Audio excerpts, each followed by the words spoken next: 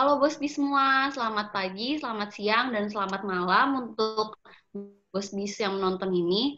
Jadi kesempatan kali ini kami dari Wakil Ketua Umum dan Sekretaris Jenderal akan mensosialisasikan apa yang akan kami bawa 1 tahun ke depan.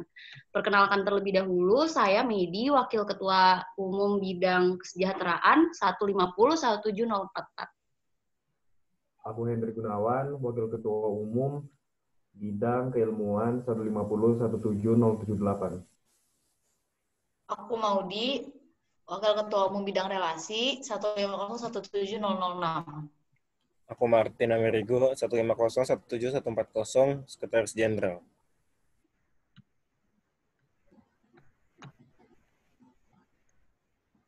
Lanjut ke yang pertama, itu bakal disampaikan oleh Henry. Oke, sekarang kita akan masuk ke umum. Umum di sini didefinisikan sebagai hal yang diketahui oleh khalayak banyak, di mana kita semua sebagai masa HMS harusnya udah tahu bahwa Badan Pengurus HMS TB 2020-2021 dibentuk untuk mencapai visi misi dari Ketua Umum HMS TB 2020-2021. Visi Ketua Umum HMS TB 2020-2021 adalah HMS ITB sebagai ruang kontribusi anggota melalui pemenuhan kebutuhan dengan kekeluargaan. Kemudian, misi dari Ketua Umum HMS TB 2020-2021 adalah yang pertama, menjadikan HMS TB sebagai wadah yang terintegrasi untuk memenuhi kebutuhan anggota.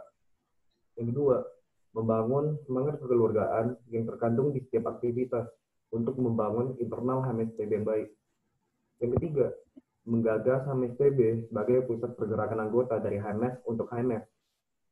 Nah, dalam pelaksanaan kepengurusan, dibutuhkan pekerjaan-pekerjaan seperti menentukan pemberdayaan anggota yang tepat, meningkatkan wawasan keorganisasian bagi anggota, dan orang yang mengontrol evaluasi ketercapaian departemen, menentukan solusi permasalahan yang ada, mengontrol proses perancangan dan pencapaian departemen, serta menjamin kegiatan berjalan sesuai dengan jadwal kegiatan. Oleh karena itu, Wakil Ketua Umum dan Sekretaris Jenderal ada untuk mampu melaksanakan pekerjaan-pekerjaan tersebut dengan tetap menjadikan visi dan misi Ketua Umum HMS TB 2020-2021 sebagai pegangan pelaksanaan kepengurusan. Sekarang kita masuk ke alur berpikir. Nah, dari alur berpikir yang udah dirumuskan oleh Wakil Ketua Umum, alur berpikir di sini didefinisikan sebagai rangkaian langkah berpikir dalam merumuskan proses perancangan pelaksanaan dari awal hingga berakhirnya masa kepengurusan HMS TB 2020-2021. Alur berpikir ini dimulai dari hal paling pertama yaitu mulai, kemudian masuk ke arahan kerja. Setelah dengan adanya arahan kerja dari Ketua Umum, dirumuskan deskripsi arahan kerja, kemudian menghasilkan deskripsi arahan kerja. Dari deskripsi arahan kerja dibagi menjadi 2 bagian proses. Yang pertama, penentuan peran, kemudian menghasilkan peran, kemudian menghasilkan perumusan profil dan menghasilkan profil. Pada bagian kanan terdapat perumusan program kerja dan fungsi kerja yang menghasilkan program kerja dan fungsi kerja. Kemudian terdapat juga perumusan timeline dan RAB yang kemudian menghasilkan timeline dan RAB. Setelah itu selesai. Nah, mulai di sini didefinisikan sebagai setelah Badan Pengurus HMS TB 2020-2021 diresmikan. Nah, kemudian untuk arahan kerja, yang dimaksud adalah petunjuk yang diberikan oleh Ketua Umum HMS TB dalam proses perancangan kegiatan selama masa kepengurusan nantinya. Yang ketiga, tinjauan dokumen. Tinjauan dokumen di sini merupakan tulisan, cetakan, naskah yang dapat digunakan sebagai referensi dalam proses perumusan. Yang keempat, deskripsi arahan kerja. Deskripsi arahan kerja merupakan pemaparan dari arahan kerja yang diperoleh sebagai Wakil Ketua Umum HMS ITB. Yang kelima, peran. Peran adalah suatu posisi yang nantinya akan menjadi aspek penunjang pemosisian Wakil Ketua Umum dalam pelaksanaan kepengurusan di HMS TB. Yang keenam, profil. Profil di sini adalah kemampuan atau skill yang harus dimiliki oleh wakil ketua umum selama berkegiatan di HMS ITB nantinya. Kemudian untuk program kerja adalah susunan rencana kegiatan yang sudah dirancang dan telah disepakati bersama untuk dilaksanakan dalam jangka waktu tertentu.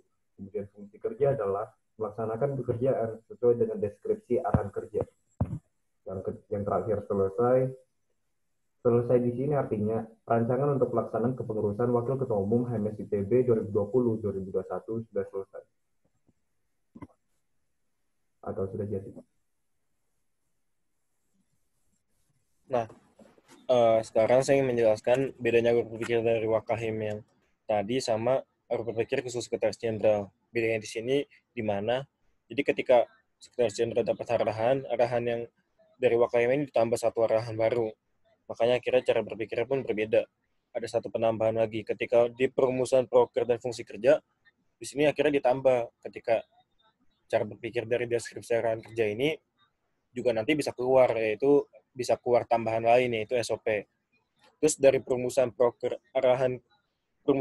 fungsi kerja dan SOP yang baru tadi itu juga ternyata perlu ada tinjauan kondisi aktual di situ. Jadi bedanya di situ doang. Terus mungkin sekalian menjelaskan kondisi aktual yang maksud di sini adalah keadaan yang benar-benar terjadi di HMS ITB yang memiliki relevansi dengan perumusan program kerja, fungsi kerja, dan SOP berdasarkan deskripsi arahan kerja yang ada. Supaya nanti akhirnya perumusan program kerja, fungsi kerja, dan SOP-nya bisa tepat sasaran sesuai apa yang terjadi sekarang kondisi di HMS ITB. Kemudian untuk tambahannya lagi kan ada SOP. SOP di sini dimaksudkan adalah standar operasional prosedur, yaitu hal-hal yang menjadi patokan pelaksanaan dan wajib diikuti oleh seluruh anggota HMSTB. Asalnya dari mana? Asalnya ini ambil definisi dari standar operasional dan prosedur itu sendiri.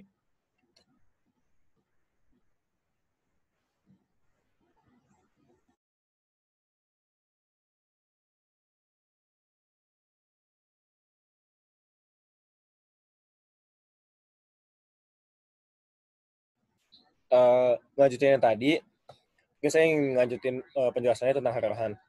Jadi arahan kerja yang diberikan oleh Ketua Umum HMSTB untuk Wakil Ketua Umum ini ada 5.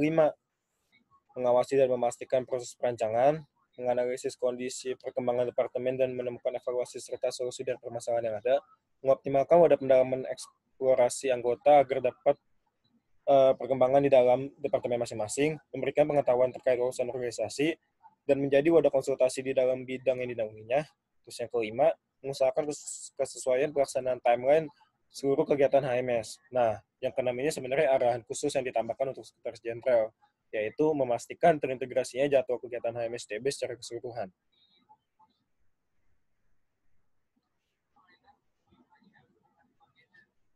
Lanjut.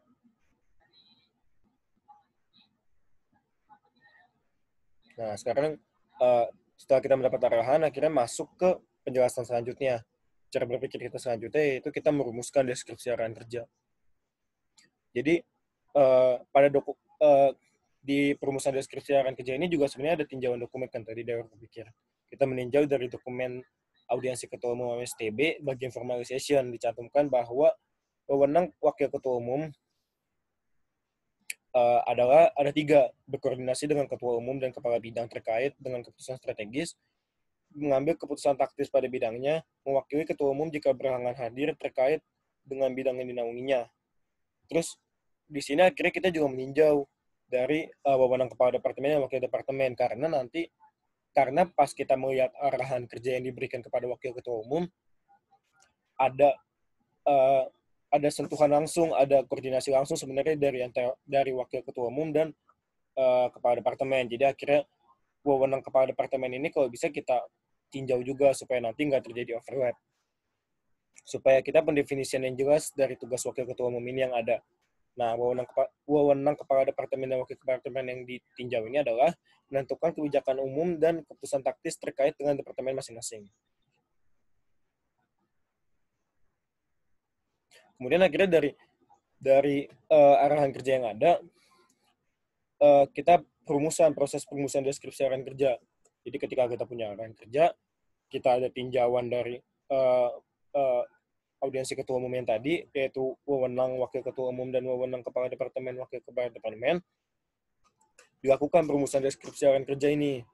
Perumusan deskripsi arahan kerja ini kita lakukan dengan cara kita mencari poin-poin utama yang ada di arahan kerja, definisinya. Terus kita jelaskan sebenarnya kita maksud dari arahan kerja yang kita dapat, poin-poin utama di arahan kerja yang kita dapat ini apa sih sebenarnya. Terus kita definisiin juga cakupan dari arahan kerja yang diberikan ini, supaya nanti poin-poin utama yang nanti kita jelaskan ini dan kita definisikan nggak melanggar wewenang dari setiap posisi yang berkaitan dari wakil ketua umum, yaitu yang tadi ada ditinjau dari kepala departemen dan wakil kepala departemen. Jadi nanti juga akhirnya kita merumuskan ada juga hubungan langsung dari wakil ketua umum dan stafnya atau anggota dari bidang terkait secara langsung. Nah, akhirnya sebenarnya di tahapan perumusan ini semuanya sudah dijelaskan di draftnya. Kita mengambil poin-poin utama, terus kita mendefinisikan secara rinci semuanya. Terus akhirnya kita ambil kesimpulan dari setiap arahan ini, maksud dari deskripsi, maksud dari arahan kerjanya apa sih, kita deskripsiin secara langsung. Akhirnya kita simpulin nih, pertama, ada 3 poin dari deskripsi arahan kerja yang setelah hasil perumusan. Pertama, ada hubungan dengan kepala departemen dan wakil kepala departemen. Di sini, deskripsi arahan kerja pertama ini dibagi ke 3 poin, yaitu pertama, mengamati, menjaga baik-baik, dan menetapkan dengan sungguh hati bahwa proses perancangan dan keberjalanan departemen sesuai dengan kejaran masing-masing.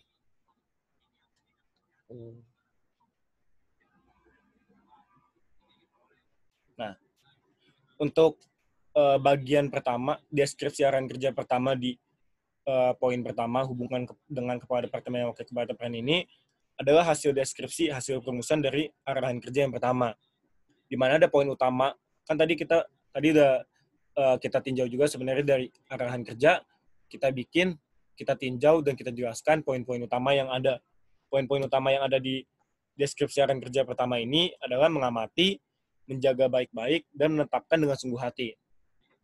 Terus di poin yang kedua, memeriksa dengan teliti dan menilai keadaan yang terdapat dalam departemen, kemudian harus menemukan penyelesaian atas permasalahan yang ada. Ini menjawab dari arahan kerja yang kedua. Dengan poin-poin utama ini ada memeriksa dengan teliti, menilai, kemudian menemukan penyelesaian. Terus yang ketiga, untuk menjawab arahan kerja yang kelima. Jadi, Wakil Ketua Umum harus mengusahakan kesesuaian dalam pelaksanaan timeline seluruh kegiatan HMSTB terkait bidangnya masing-masing. Poin utama di sini adalah mengusahakan. Lanjut. Nah, di bagian yang kedua ini,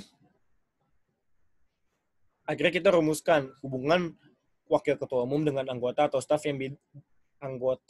staf dalam bidang yang dinaunginya, yaitu Wakil Ketua Umum harus memastikan wadah pendalaman eksplorasi anggota menjadi paling baik, sehingga anggota di dalam departemen masing-masing dapat bertambah sempurna. Poin utama di sini adalah menjadi paling baik dan bertambah sempurna. Nah, lanjut.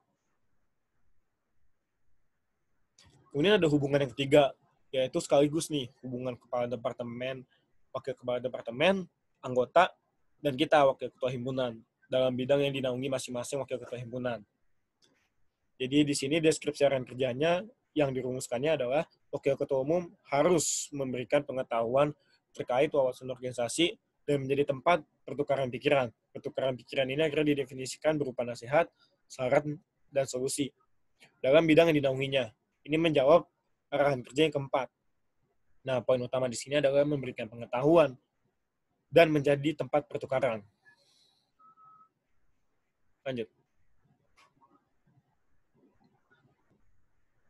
Nah, tadi kan juga udah ditinjau sebenarnya Sekretaris Jenderal ini mendapat arahan kerja khusus tambahan. Nah, untuk menjawab arahan kerja khusus atau tambahan ini, akhirnya turun juga ke deskripsi arahan kerja khusus atau tambahan, di mana Sekretaris Jenderal harus menentukan satu jadwal dari pembauran seluruh aktivitas HMSTB 2020-2021. Nah, di sini poin utamanya yang ditinjau adalah Ya, menentukan satu jadwal dan pembauran seluruh aktivitas HMSTB 2020-2021. Lanjut.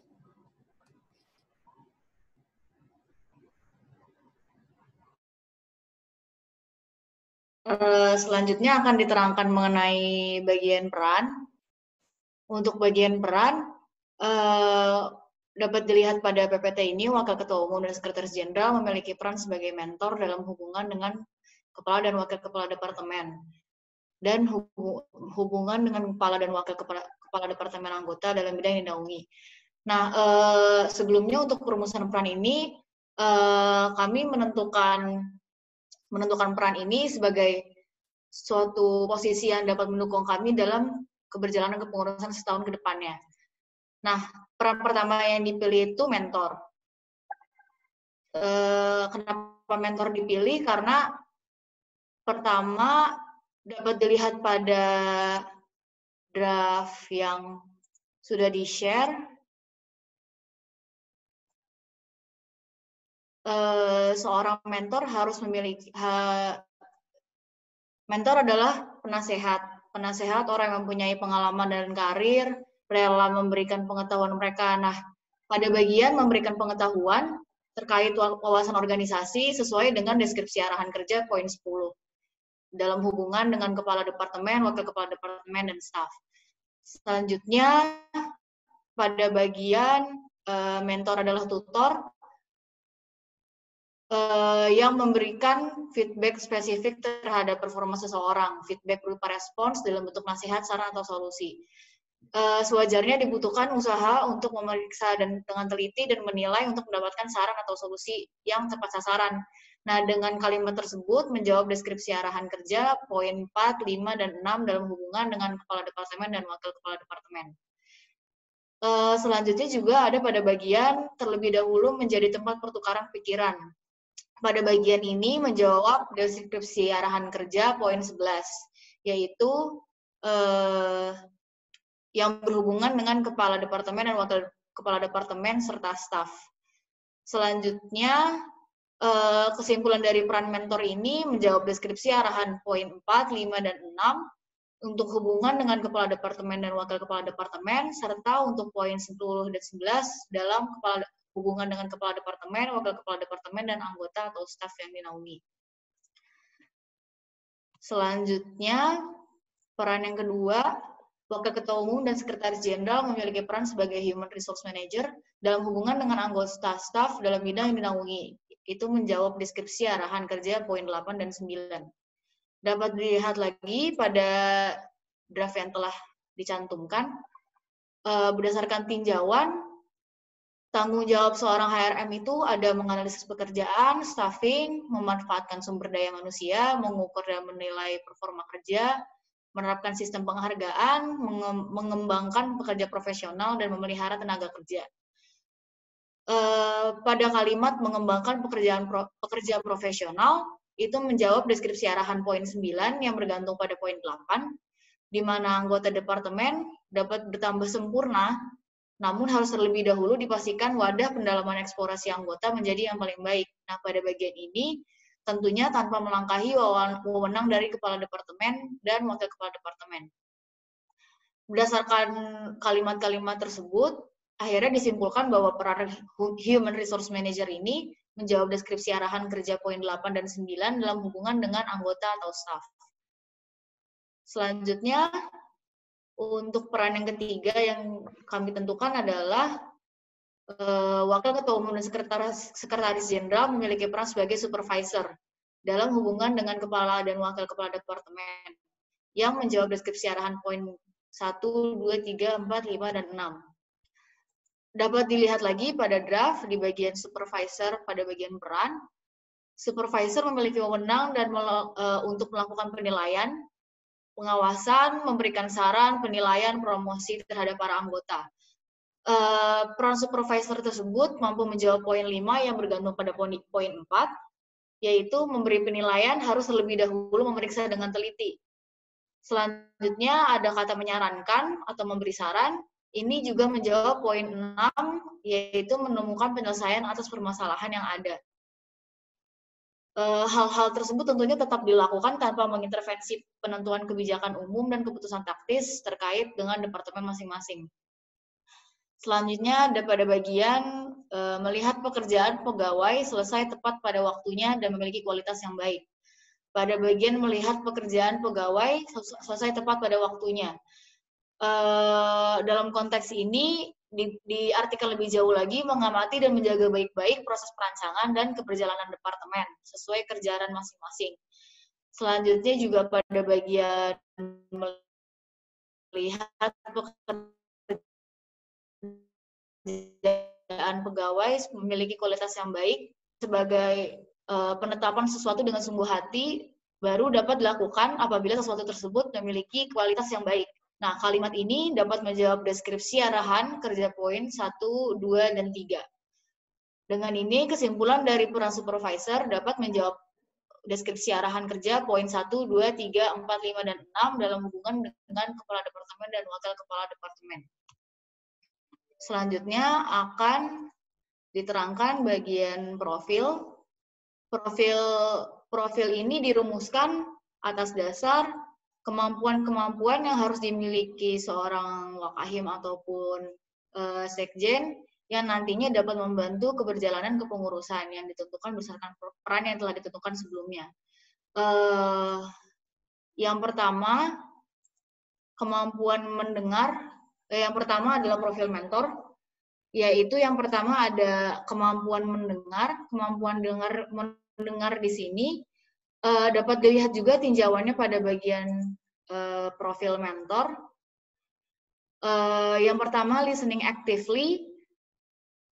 Itu konteksnya adalah nantinya seorang mentor ini tidak hanya cuma mendengar aja, tapi juga memberikan perhatian agar terbentuk emosi antara satu sama lain. Dan yang kedua, itu ada membangun kepercayaan. Membangun kepercayaan ini harus dimiliki seorang mentor yang nantinya kepercayaan akan meningkat seiring dengan waktunya berjalan, namun seorang mentor harus memastikan kepercayaan ini terbangun antara mentor dengan mentinya. Selanjutnya ada pada bagian sikap suportif. Sikap suportif di sini berarti mentor harus selalu memberi dukungan terhadap keputusan yang diambil oleh mentinya dan dapat meningkatkan kepercayaan diri dari para mentinya. Dan profil terakhir dari mentor adalah menganalisis kondisi. Menganalisis kondisi di sini maksudnya adalah kemampuan untuk menganalisis kondisi saat ini dan masa depan agar dapat menentukan hal-hal yang ingin dicapai. Untuk profil kedua, selanjutnya ada profil dari Human Resource Manager. Profil yang pertama ada kemampuan manajemen waktu, manajemen konflik, dan manajemen SDM. Seorang HRM nantinya wajib memiliki kemampuan untuk manajemen waktu, manajemen konflik, dan manajemen SDM. Selanjutnya ada kemampuan sosial. Kemampuan sosial yang di sini yang dimaksud pada konteks ini adalah cakap dalam berhadapan dengan orang-orang yang memiliki berbagai jenis karakteristik. Poin ketiga ada komunikasi. Dalam konteks ini yang dimaksud adalah komunikasi efektif, di mana artinya itu menyampaikan ide, pemikiran, pengetahuan maupun informasi agar dapat tersampaikan dan dimengerti oleh pihak penerima informasi tersebut. Selanjutnya ada berpikir strategis. Dalam konteks ini adalah merencanakan rangkaian kegiatan yang dapat membantu meningkatkan organisasi maupun instansi terkait secara jangka panjang, dan kemampuan untuk menyikapi maupun menanggulangi hal-hal yang dapat berdampak terhadap organisasi di masa yang akan datang. Lalu poin kelima ada etika. Etika di sini maksudnya adalah memiliki kemampuan menilai kebenaran dan kesalahan secara moral. Dan yang terakhir untuk HRM ada keadilan. Yang dimaksud di sini adalah tidak mengistimewakan pihak-pihak tertentu. Selanjutnya untuk profil terakhir ada supervisor. Profil pertama dari supervisor adalah managing yourself. Dapat dilihat kembali pada draft. Dalam konteks ini, seorang supervisor harus memiliki kemampuan untuk mengatur dirinya sendiri dengan cara mengetahui kelebihannya, kekurangannya, dan kapabilitas-kapabilitas yang dimiliki oleh seorang supervisor. Selanjutnya ada communicating for results. Maksud di sini adalah seorang supervisor harus memiliki kemampuan komunikasi dengan orang lain untuk mendapatkan hasil yang diinginkan. Kemampuan komunikasi ini dibangun untuk memastikan hasil output yang diinginkan itu nanti tercapai dengan bantuan communicating for results ini. Selanjutnya ada poin ketiga, building successful itu dalam konteks ini seorang supervisor harus memiliki kemampuan untuk menjalin relasi atau menjalin hubungan dengan baik. Nah, di sini mirip dengan bagian poin keempat yaitu relationships, di mana seorang supervisor harus mampu menjaga hubungan, menjalin hubungan, dan memastikan hubungan tersebut berjalan dengan baik. Selanjutnya, bagian kelima ada managing others, itu serupa dengan bagian HRM, kemampuan untuk mengelola sumber daya manusia yang dimiliki. Selanjutnya, ada managing change, yang di sini dimaksud adalah seorang supervisor harus memiliki kemampuan untuk menyadari, mengontrol, dan menyikapi perubahan yang terjadi pada suatu organisasi atau instansi. Selanjutnya, ada problem solving dan making decision.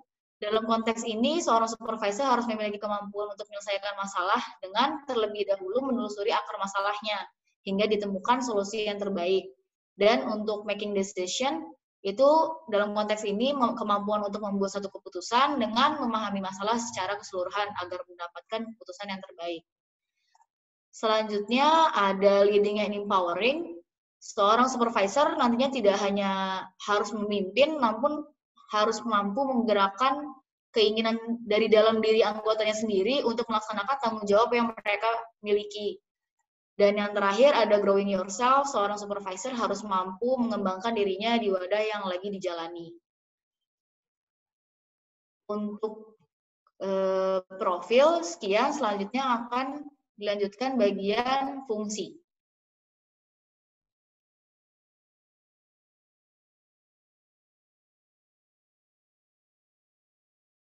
Untuk perancangan program kerja dan fungsi kerja itu dilakukan dengan mengkelompokkan si deskripsi arahan kerja menjadi pekerjaan program kerja atau pekerjaan fungsi kerja. Nah, setelah melalui tahap pengelompokan tersebut, dilakukan analisis bentuk, parameter, alat ukur, waktu pelaksanaan, dan nama dari proker dan funker tersebut. Untuk yang deskripsi arahan kerja pertama, itu bagian poin 1 dan poin 2, mengamati dan menjaga baik-baik, itu dikelompokkan menjadi fungsi kerja. Untuk penjelasannya sudah udah ada di draftnya. Lalu untuk bagian menetapkan proses perancangan dan keberjalanan departemen sesuai dengan kejaran masing-masing, itu termasuk ke dalam fungsi kerja yang kedua. Selanjutnya, pada deskripsi arahan kerja yang kedua, Wakil Ketua Umum harus memeriksa dengan teliti dan menilai keadaan yang terdapat dalam departemen, kemudian harus menemukan penyelesaian atas permasalahan yang ada. Nah, ini pada proses memeriksa dan menilai, itu akan dikelompokkan menjadi program kerja yang pertama, lalu proses menemukan penyelesaian itu dapat dilakukan setelah memeriksa dengan teliti dan menilai itu menemukan masalah. Jadinya itu dikelompokkan ke fungsi kerja yang ketiga. Selanjutnya, deskripsi arahan kerja yang kelima, Wakil Ketua Umum harus mengusahakan kesesuaian dalam pelaksanaan timeline seluruh kegiatan HMS terkait bidang masing-masing. Nah, untuk pelaksanaan timeline untuk deskripsi arahan ini akan dikelompokkan menjadi program kerja. Selanjutnya, bagian hubungan dengan anggota dalam bidang dinaungi itu terdapat dalam deskripsi arahan kerja nomor 3, yaitu Wakil Ketua Umum harus memastikan wadah pendalaman eksplorasi anggota menjadi paling baik, sehingga anggota di dalam departemen masing-masing dapat bertambah sempurna. Nah, untuk itu ada usaha pengelolaan sumber daya manusia, dan yang baik dan dirasa relevan adalah analisis kerja dan staffing, pengukuran dan penilaian performa kerja, implementasi sistem apresiasi dan pengembangan pekerjaan profesional. Untuk analisis kerja itu sudah terdapat di audiensi Dewan Kaderisasi. Untuk staffing, bagian staffing ini kita dibutuhkan untuk menunjang pengelolaan sumber daya anggota yang optimal dalam departemen. Jadi, Wakil Ketua Umum dan Sekretaris Jenderal akan merancang sistem dan teknis staffing nantinya. Sehingga staffing ini akan dimasukkan ke program kerja. Selain itu juga untuk staffing itu hanya untuk 2018 doang. Tapi untuk HMS 2019 nantinya akan ada magang untuk keberjalanannya nanti. Nah, ini dimasukkan ke program kerja juga. Lalu untuk pengukuran penilaian performa kerja itu sebenarnya kita akan bekerja sama dengan Dewan Kaderisasi untuk hal ini. Selanjutnya implementasi sistem apresiasi ini sebenarnya sudah ada di draft dari Kesra. Lalu untuk pengembangan pekerja profesional ini juga sudah diambil oleh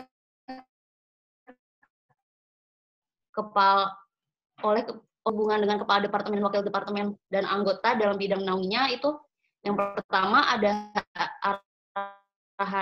deskripsi arahan, itu turun dari deskripsi arahan kerja yang keempat, yaitu wakil ketua umum harus memberikan pengetahuan terkait wawasan organisasi dan menjadi tempat pertukaran pikiran di dalam bidang naunginya.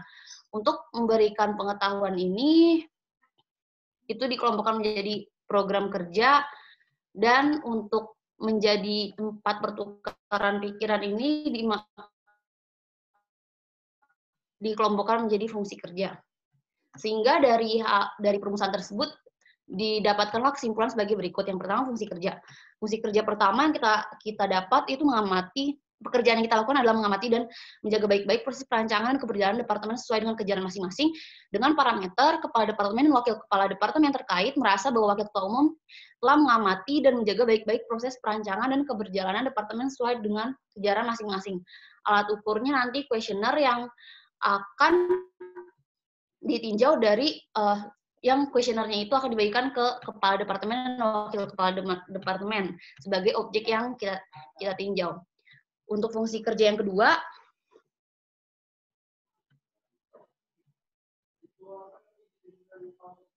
itu memastikan proses perancangan dan keberjalanan departemen sesuai dengan kegiatan masing-masing. Parameternya itu pada proses perancangan, itu kita seluruh departemen dan wakil ketua umum dan sekjen telah melalui tahap audiensi dan hasil audiensi disetujui oleh massa. Jadi itu sebagai parameter kita audiensinya ini. Nah, lalu yang kedua, selama keberjalanan seluruh program kerja dan fungsi kerja yang telah dirancang keberjalanan dengan parameter keberhasilan. Itu maksudnya program kerja dan fungsi kerja departemen. Lalu alat ukurnya itu hasil audiensi dan parameter departemen. Selanjutnya fungsi kerja yang ketiga, pekerjaan yang kita lakukan itu menemukan penyelesaian atas pekerjaan yang ada dalam departemen dengan parameter seluruh kepala departemen dan wakil kepala departemen dalam bidang merasa terbantu oleh penyelesaian atas permasalahan dalam departemen yang diberikan oleh wakahim terkait. Nah, alat ukurnya itu adalah kuesioner yang nanti akan dibagikan kepada kepala departemen dan wakil kepala departemen. Lalu fungsi kerja selanjutnya yang keempat itu adalah pekerjaan yang kita lakukan menjadi tempat pertukaran pikiran dalam bidang yang naungi dengan parameter seluruh anggota kepala departemen dan wakil kepala departemen dalam bidang yang menjadi wakahim sebagai tempat pertukaran pikiran merasa bahwa wakahim telah menjadi tempat pertukaran pikiran yang membantu dengan alat ukur kuesioner. Nah, kuesioner di sini nantinya akan dibagikan ke yang pernah menjadi tempat pertukaran pikiran kayak gitu. Nah, selanjutnya program kerja.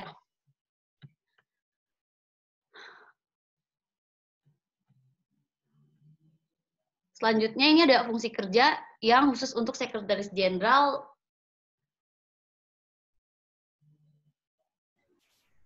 Oke, berarti kembali lagi kepada saya, Sekretaris Jenderal. Jadi saya ingin menjelaskan kembali fungsi kerja yang akhirnya turun dari deskripsi arahan kerja khusus atau tambahan khusus sekretaris jenderal. Nah, seperti dari alur berpikir tadi kan sebenarnya khusus alur berpikir yang arahan kerja ini ada tinjauan khusus, ada tinjauan kondisi aktual untuk merumuskan fungsi atau program kerja atau SOP. Nah, di sini akhirnya ada nih tinjauan kondisi aktual untuk menjawab deskripsi arahan kerja yang tadi telah dirumuskan. Kalau misalnya dilihat yang tadi, deskripsi arahan kerjanya akhirnya Sekretaris Jenderal harus menentukan satu jadwal dari pembauran seluruh aktivitas HMSTB 2020-2021. Nah, menjawab arahan kerja yang ke-6. Di sini poin out yang tadi juga dijelaskan sebenarnya ada pekerjaan kerja, proses pekerjaan pembauran seluruh aktivitas HMSTB dan proses pekerjaan menentukan satu jadwal. Tapi di sini akhirnya pekerja pembauran itu akan dilakukan secara terus-menerus dari awal kepengurusan sampai nanti akhir kepengurusan. Kemudian setelah ada proses pembauran yang dilakukan, akhirnya baru bisa menentukan nih satu jadwal. Jadi point out pembauran dan menentukan ini dikumpulkan jadi satu fungsi kerja karena dilakukan secara terus-menerus dari awal kepengurusan sampai akhir kepengurusan. Kemudian dari perumusan fungsi kerja ini juga harus ada standar prosedur atau mekanisme yang jelas dalam proses pembauran dan nanti bisa menentukan hasil satu jadwal tersebut. Akhirnya standar atau prosedur itu dikumpulkan menjadi SOP khusus Sekretaris Jenderal. Lanjut. Oh ya, belum dijelaskan juga nih sekalian deskripsi dari fungsi kerjanya. Oke, lanjut. Jadi deskripsi dari fungsi kerjanya ini jadi slide sebelumnya. Nah, jadi deskripsi fungsi kerja ini menentukan satu jadwal dari kegiatan pembauran seluruh aktivitas HMSTB. Parameternya adalah terbentuknya satu jadwal seluruh aktivitas HMSTB 2020 sampai 2021. Ada dari BP, yang termasuk BSO juga, terus ada dari lembaga BPA dan lembaga stator. Terus alat ukurnya ini soft copy jadwal. Sebenarnya ini yang bersama kayak tahun lalu, tapi akhirnya ditambah satu alat ukur baru, yaitu jadwal pada Google Calendar. Kenapa? Ini akhirnya keluar dari pertimbangan kondisi aktual yang tadi. Boleh slide selanjutnya. Nah, pertimbangan kondisi aktual yang tadi ini ada nih kuesioner. Akhirnya ada pas kemarin dilemparkan sebuah kuesioner, apakah diperlukan Google Calendar untuk mengatur semua jadwal kegiatan di HMSTB. Ternyata hasilnya ini 91% mengatakan perlu dari 250 orang. Makanya akhirnya dijadikan alat ukur hasil visualisasi dari hasil pembauran jadwal tersebut. Yang tadi dimaksudkan itu satu jadwal kegiatan HMSTB ke Google Calendar juga.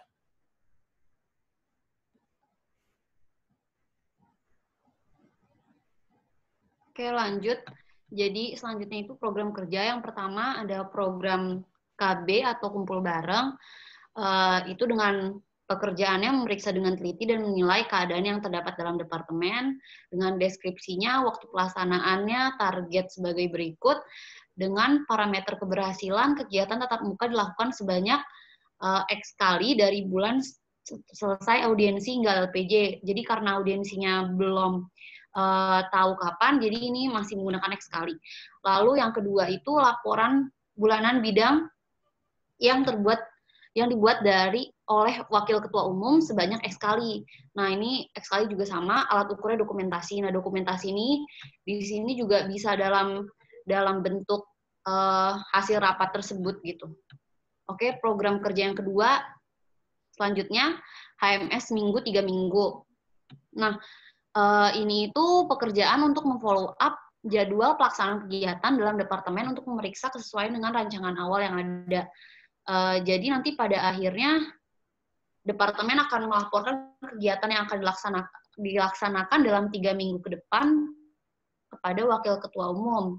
Nah, untuk pada minggu kedua sebelum kegiatan tersebut dilaksanakan, departemen harus sudah siap terkait perancangan seminimal-minimalnya tuh rundown kegiatan.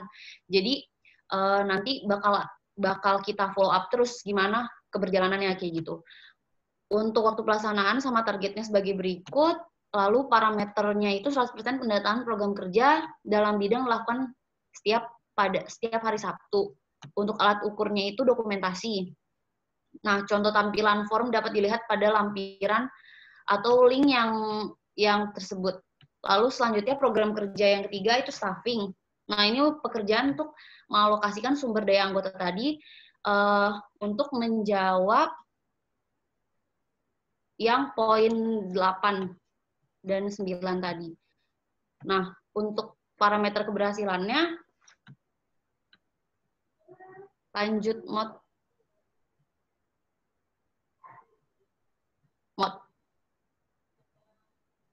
Nah, untuk parameter keberhasilannya itu 100% anggota HMS 2018 yang mendaftar staffing menjadi anggota dalam departemen.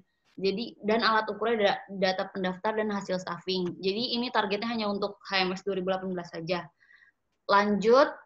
Selanjutnya lagi itu ada program kerja yang keempat, yaitu magang. Ini sama seperti staffing, tapi targetnya untuk 2019. Selanjutnya yang terakhir itu ada program kerja workshop wawasan organisasi. Nah, di sini sebenarnya kita mempertimbangkan untuk bentukannya kita mempertimbangkan 3 alternatif yang nanti ada dalam draft. Jadinya dalam plus minus tersebut, jadi nanti ada plus minusnya. Akhirnya kita memilih workshop untuk kegiatan. Nah, parameter keberhasilannya itu workshop wawasan organisasi yang telah dirancang oleh Wakil Ketua Umum berjalan sebanyak 3 kali dengan alat ukurnya dokumentasi. Oke. Selanjutnya ada SOP dari Martin.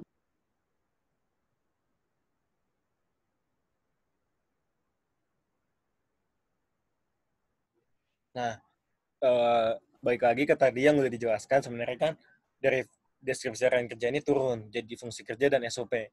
Sekarang saya ingin menjelaskan tentang SOP khusus yang dibuat oleh Sekretaris Jenderal untuk dilaksanakan oleh seluruh anggota HMSTB. Nah, akhirnya turun nih SOP, yaitu prosedur pembaruan jadwal. Di sini, maksudnya di sini adalah ketika tadi keluar deskripsi harian kerja pembaruan jadwal, butuh nih mekanisme atau tahap-tahap untuk pembaruan jadwal di sini. Nah, prosedur pembaruan jadwal ini didefinisikan jadi 4 tahap. Pertama, kita harus pertama mendefinisikan dulu kelompok atau jenis-jenis aktivitas yang akan dilakukan di HMSTB. Kemudian dari jenis-jenis aktivitas tersebut, kita nentuin ukuran prioritas aktivitasnya. Yang kedua, menentukan ukuran prioritas aktivitas HMSTB, tapi bukan berdasarkan jenis-jenis aktivitasnya, tapi berdasarkan ketercapaian aktivitas tersebut diukur berdasarkan ketercapaiannya menjawab visi misi dari ketua himpunan. Yang ketiga ini, dari 2 landasan tadi, akhirnya dirumuskan dasar pembaruan jadwal, 1 dasar pembaruan jadwal. Ini adalah penggabungan ukuran prioritas dari yang berdasarkan jenis-jenis aktivitas dan berdasarkan ketercapaian visi misi ketua himpunan. Setelah merumuskan 1 dasar pembaruan jadwal, baru akhirnya kita bisa membaurkan seluruh aktivitas HMSTB menjadi 1 jadwal berdasarkan 1 dasar pembaruan jadwal tadi. Lanjut. Nah, ini buat jenis-jenis aktivitas yang dikelompokkan. Jenis-jenis kelompokkan ini setelah akhirnya kita dapat list semua aktivitas yang akan dilakukan di HMSTB, baru bisa didefinisikan nih. Jadi didefinisikan dibagi menjadi 3. Yang pertama ini berdasarkan keterlibatan masanya, sasaran dari aktivitas yang nanti dirumuskan oleh atau yang akan dilakukan oleh HMSTB ke depannya. Terus yang kedua, ternyata ada jenis aktivitas publikasi, dokumentasi, dan penyebaran informasi. Tapi untuk aktivitas khusus ini, semua ternyata udah diatur di SOP oleh Departemen Media Komunikasi dan Informasi. Kemudian yang ketiga, ada aktivitas-aktivitas lainnya. Lanjut. Nah, ini perumusan skala prioritas berdasarkan tujuan. Kayaknya PPT ya, tapi nggak apa-apa. Mungkin balik dulu ke yang sebelumnya. Jadi buat aktivitas lainnya ini kan sebenarnya belum jelas. Aktivitas lainnya ini akhirnya didefinisikan menjadi 4. Yang pertama ada agenda akademik, yang kedua ada libur nasional, yang ketiga ada agenda rektorat, yang keempat ini ada agenda lembaga MSTB lainnya seperti BPA atau Senator. Terus untuk sasaran keterlibatan massa ini akhirnya dibagi menjadi 3 jenis aktivitas. Yang pertama ini kalau misalnya sasarannya ini seluruh anggota MS di bawah 110 orang, tapi tidak melibatkan massa eksternal. Terus ukuran prioritasnya dikasih 1 nilai. Yang kedua, sasarannya ini seluruh anggota HMSTB di bawah 160 orang juga, tapi melibatkan massa eksternal, dikasih nilai 2. Terus yang ketiga, ada aktivitas dengan sasaran seluruh anggota HMSTB lebih dari 160 orang.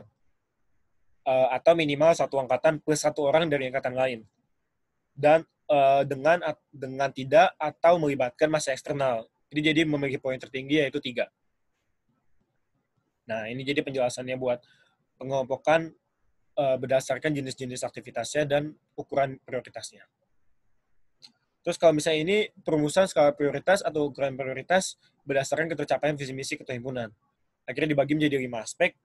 Perumusan ini menggunakan metode dari balance scoreboard untuk menentukan aspek-aspeknya, kemudian dinilai menggunakan analitik hierarki proses AHP. Hasilnya ini seperti berikut.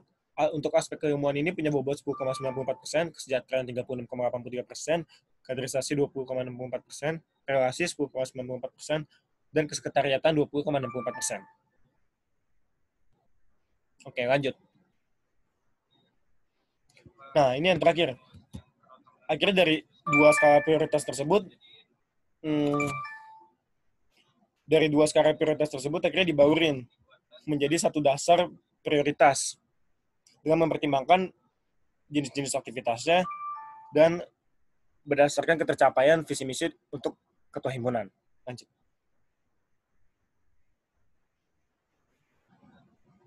Nah, akhirnya 1 dasar pembauran jadwal ini, prioritas pertama adalah aktivitas anggota akademik. Prioritas kedua adalah aktivitas anggota libur nasional. Prioritas ketiga adalah aktivitas anggota rektorat dan program studi yang berhubungan dengan mahasiswa. Prioritas keempat ini ada prioritas aktivitas agenda lembaga badan perwakilan anggota yang melibatkan seluruh masa anggota MSTB. Contohnya ini seperti musyawarah anggota, laporan pertanggungjawaban, dan ya, itu contohnya. Terus yang kelima ini ada prioritas aktivitas HMSTB yang melibatkan seluruh anggota HMSTB. Jadi nanti di draft ini sebenarnya udah dicantumin secara detail penilaiannya. Jadi ada urutan prioritasnya yang melibatkan seluruh anggota HMSTB sasarannya. Lanjut. Nah, terus ada juga poin ke-6 sebenarnya. Poin prioritas terakhir ini aktivitas-aktivitas lainnya yang tidak didefinisikan. Boleh lanjut.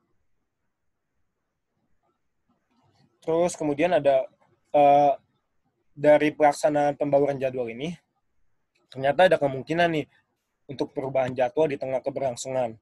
Jadi akhirnya ketika ada perubahan jadwal di tengah keberlangsungan ini, bisa dilakukan prosedur perubahan jadwal.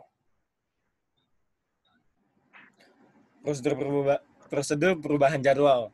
Nah, ini prosedurnya jadi ada 3 tahap. Pertama, untuk pengambilan keputusan terkait perubahan jadwal kegiatan atau timeline departemen minimal melibatkan kepala atau wakil kepala departemen, wakil ketua umum bidang dari departemen terkait, dan sekretaris jenderal.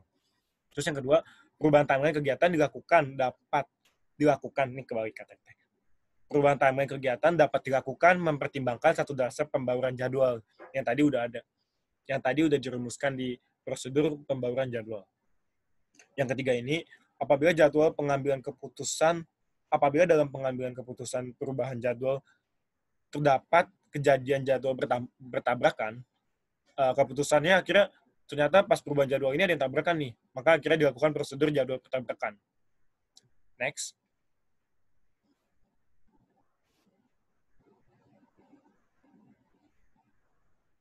Nah, ini prosedur jadwal bertabrakannya. Yang pertama, jika dibutuhkan keputusan taktis terkait jadwal yang bertabrakan, Sekretaris Jenderal akan mengambil keputusan mengenai pemindahan jadwal dengan persetujuan masing-masing kepala atau wakil kepala departemen terkait. Terus, jika dibutuhkan keputusan strategis terkait jadwal yang bertabrakan antar departemen pada bidangnya sama, pengambilan keputusan mengenai pemindahan jadwal minimal melibatkan kepala atau wakil kepala departemen dari masing-masing departemen dan wakil ketua umum dari bidang terkait, yang kemudian disampaikan ke Sekretaris Jenderal langsung. Terus yang ketiga, jika dibutuhkan keputusan strategis terkait jadwal yang bertabrakan antar departemen pada bidang yang berbeda, pengambilan keputusan mengenai pemindahan jadwal minimal melibatkan kepala atau wakil kepala departemen dari masing-masing bidang, wakil ketua umum bidang terkait, Sekretaris Jenderal, dan ketua umum. Nah, tapi segala keputusan taktis dan strategis yang di atas di sini diambil dengan mempertimbangkan satu dasar pembauran jadwal tadi juga. Gitu.